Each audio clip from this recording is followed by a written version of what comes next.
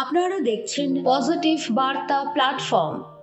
Think positive, be positive. নমস্কার, positive বার্তার পর্দায় আপনাদের আবারও অনেক অনেক স্বাগত। আমরা চলে এসেছি প্রতিদিনের মতো আবারও একটি নতুন অনুষ্ঠান নিয়ে। সঙ্গে থাকুন, পাশে থাকুন এবং চোখ রাখুন পজিটিভ বার্তার Facebook live, Tripura knowledge city এবং পজিটিভ বার্তার ইউটিউব চ্যানেলে। আজকে আমাদের মধ্যে যিনি উপস্থিত আছেন উনি হচ্ছেন একজন মহিলা উদ্যোক্তা। তো ওনার সম্বন্ধে কিছু বলতে চাইবো যে নারীরা আজ কেবল গৃহকোণেই সীমাবদ্ধ নন। শিক্ষা, স্বাস্থ্য ব্যবস্থা, প্রশাসন থেকে শুরু করে বিজ্ঞান ও প্রযুক্তি সব ক্ষেত্রেই ওনারা গুরুত্বপূর্ণ ভূমিকা রাখছেন। সমাজে তাদের সচেতনতা ও আত্মবিশ্বাস বেড়েছে। নানা প্রতিকূলতা সত্ত্বেও তারা সামনে এগিয়ে যাচ্ছেন, নেতৃত্ব দিচ্ছেন। নারী অগ্রগতি আজ আমাদের জাতীয় উন্নয়নের অন্যতম ভিত্তি। চলুন আজকে আমাদের মধ্যে উপস্থিত বিশেষ অতিথি নারী উদ্যোক্তা, ওনার সাথে আমরা পরিচয় করে নেব। সঙ্গে আছি মিতা এবং আমার সঙ্গে রয়েছেন রত্না দাস ম্যাডাম। তো চলুন পরিচয় করে নিই। নমস্কার ম্যাডাম। নমস্কার। পজিটিভ বার্তার প্ল্যাটফর্মে আপনাকে অনেক অনেক স্বাগত। ধন্যবাদ। তো এই পজিটিভ বার্তার প্ল্যাটফর্মে এসে জিজ্ঞেস করবো কেমন লাগছে? পজিটিভ বার্তা, প্রথমে বলবো পজিটিভ বার্তা একটা পজিটিভ সাইন। তো এখানে এসে আমার খুবই ভালো লেগেছে। আমি আরও কয়েকবার এসেছিলাম অন্য প্রোগ্রামে, পজিটিভ বার্তা এখানে আসিনি, তবে তখনও আমার খুব ভালো লাগতো। পজিটিভ যে একটা বার্তা, যে একটা লেখা, এটার মধ্যেই একটা পজিটিভ ভাব আসে। তা আমাদের সমাজে পজিটিভ বার্তাটা খুবই দরকার, কারণ আমাদের সমাজটা এখন নেগেটিভে ভরিয়ে গেছে। তো সবাই পজিটিভ বার্তাটা মানে ছড়িয়ে দেওয়া দরকার সমাজের মধ্যে, আর বিশেষ করে বাচ্চাদের মধ্যে। বাচ্চারা নেগেটিভে একদম ভরে গেছে। তো ওরা যদি পজিটিভ বার্তাটা সবসময়, পজিটিভ কথাবার্তা আমরা সবসময় বাচ্চাদের সাথে বলি, তাইলে তাদের মধ্যে একটা পজিটিভতা গড়ে উঠবে এবং বড় হলে তাদের মধ্যে নেগেটিভ বলতে কিছুই থাকবে না। ওই জন্য পজিটিভ বার্তাটা আমাদের খুবই দরকার। এই পজিটিভ বার্তা এমনি আমার খুব ভালো লাগছে পজিটিভ বার্তা প্ল্যাটফর্মে এসে। এটুকু ম্যাডাম সত্যি খুব সুন্দর বললেন, ধন্যবাদ ম্যাডাম আপনাকে। তো আপনি তো একজন মহিলা উদ্যোক্তা, তো মহিলা উদ্যোক্তা হিসাবে আপনার যে জার্নিটা সেটা একটু আপনার কাছ থেকে শুনে নেব। জার্নিটা বলতে প্রথম থেকে আমার কিছু করার ইচ্ছে ছিল। তো আমি করতে করতে অনেক বছর কেটে গেল, কিছুই করতে পারলাম না। তো হঠাৎ একদিন আমার এক বান্ধবীর কাছ থেকে শুনতে পেলাম যে শান্তিনিকেতন মেডিকেল কলেজে একটা মহিলাদের জন্য একটা প্ল্যাটফর্ম আছে। তো ওইটা শুনে আমি একদিন ওখানে গেছি। যাওয়ার পর তো ওখানে কলেজটাতে ঢুকেই প্রথমেই আমার এত ভালো লেগেছে যে সেখানে যদি আমি পড়তে পারতাম বা আমার ছেলে মেয়ে যদি পড়তে পারতো কত ভালো লাগতো। তো বা এই সুযোগটা পেয়েছি, এখানে গিয়ে প্রথম তো জানতাম না যে এখানে ক্লাস করতে পারবো বা কিছু একটা করতে পারবো। তো এটা ভাবতে ভাবতে প্রথম রিসেপশনে গিয়েছি। তো যাওয়ার পরে তো সবটা জানলাম যে এখানে একটা প্ল্যাটফর্ম আছে মহিলাদের জন্য। তো ওখানে আমি ফর্ম আনলাম, ফিল আপ করে। তো প্রত্যেক বুধবারে ক্লাসটা হয়। তো আমি পরের বুধবার থেকে ওখানে যুক্ত হলাম। হয়ে প্রথম যে স্যারের যে ক্লাসটা, লিটন স্যারের, এটার মধ্যে প্রথম দিনই আমার এত ভালো লেগেছিল।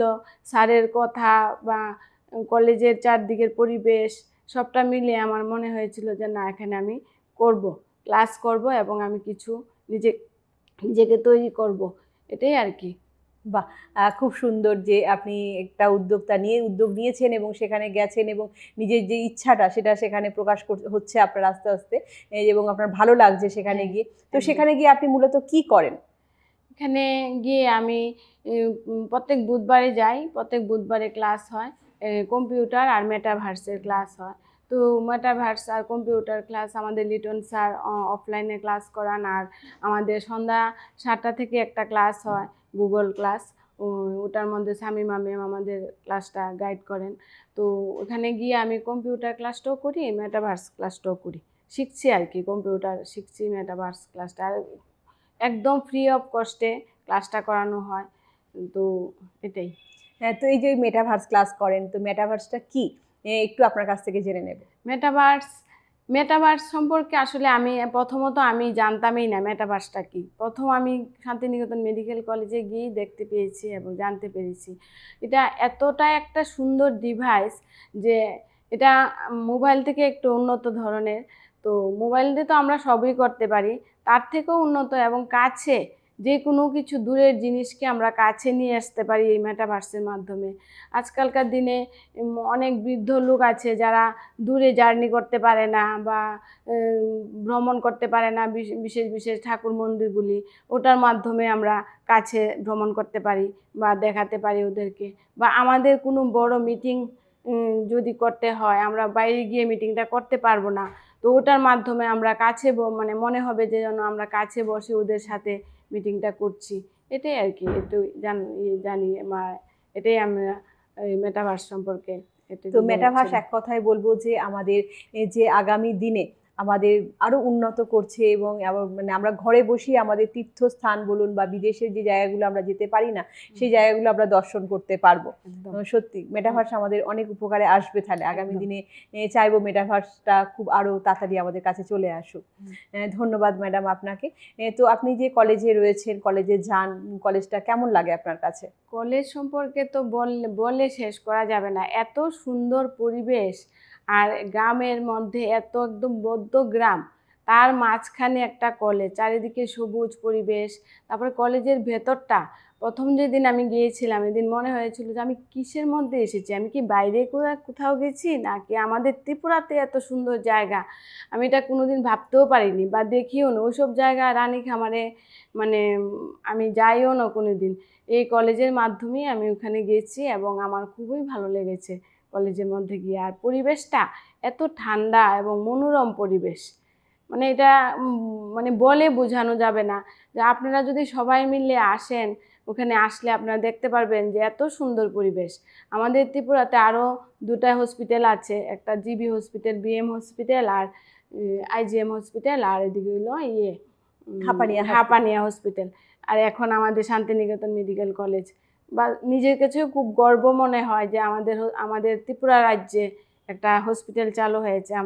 আর ওই দিকের মানুষগুলি মানে এতটাই গরিব, ওরা এত দূর শহরে এসে যে ডাক্তার দেখাবে ওটা তাদের কাছে পসিবল ছিল না।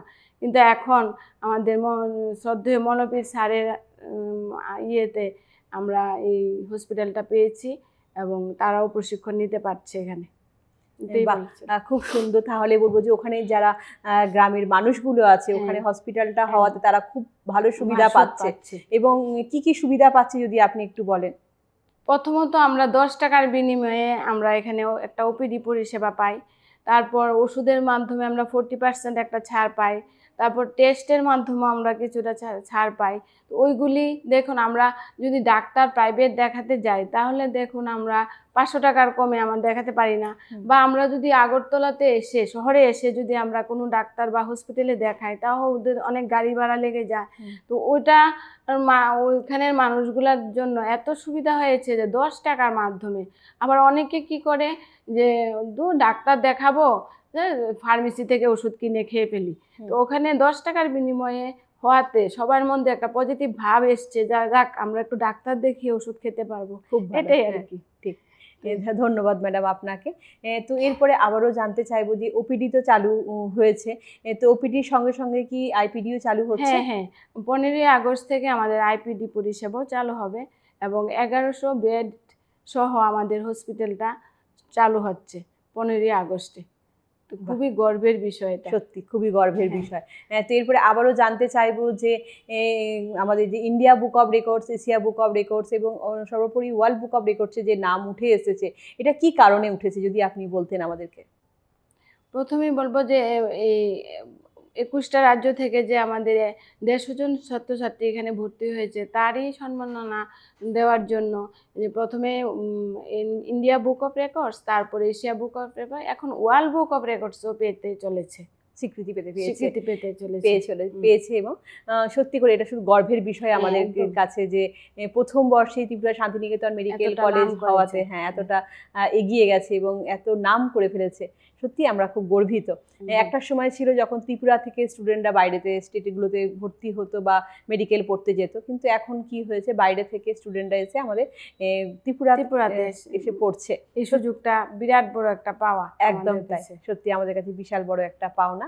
তো এরপরে ম্যাডাম আপনার কাছে আবারও আসবো যে গত যে 5 জুন বিশ্ব পরিবেশ দিবস ছিল এবং সেই দিবসকে উপলক্ষ করে আমাদের প্রেসিডেন্ট স্যার যে উদ্যোগ নিয়েছেন যে 1 বছরে 1 কোটি গাছ লাগাবেন, সেই উদ্যোগে আপনারা কিভাবে কাজ করে চলেছেন? 5ই জুন আমরা বিশ্ব পরিবেশ দিবসে আমরা সবাই মিলে একসাথে কলেজের ছাত্রছাত্রী, তারপর আমরা সব স্টাফরা, কলেজের যে স্টাফ আছে তারা সব এন্টারপ্রেনাররা সবাই মিলে আমরা একসাথে গাছ লাগিয়েছি এবং খুব আনন্দের সঙ্গে গাছগুলি লাগিয়েছি। আর আমাদের সবচেয়ে বড় পাওয়া হলো আমাদের যে মাননীয় প্রেসিডেন্ট স্যার মলয়পীর স্যার, উনি আমাদের সাথে ছিলেন। ওনাকে পেয়ে বা ওনার সাথে আমরা যে গাছ লাগাতে পেরেছি, এটা আমাদের একটা বিরাট বড় পাওয়া। এবং আমরা খুব আনন্দের সঙ্গে এই 5ই জুন এই মানে বিশ্ব পরিবেশ দিবসের যে গাছগুলি এগুলি লাগিয়েছি।